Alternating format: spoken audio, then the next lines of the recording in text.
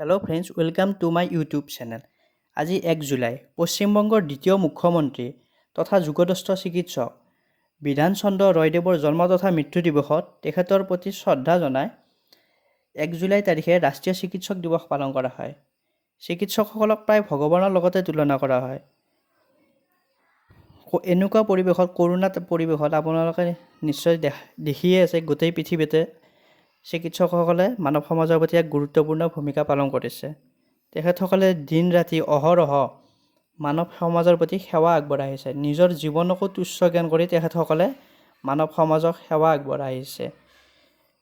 তেওঁলোকে PPE kit পিন্ধি প্ৰায় 8 ঘণ্টা নিজৰ কথা নাভাবি মানৱ সমাজৰ প্ৰতি অহৰহ সেৱা আগবঢ়াই আহিছে। গতিকে আজি এই 1 জুলাই চিকিৎসক দিৱসৰ দিনা মোৰ চেনেলৰ যোগেৰেও সমূহ চিকিৎসকক ধন্যবাদ যাচিলোঁ।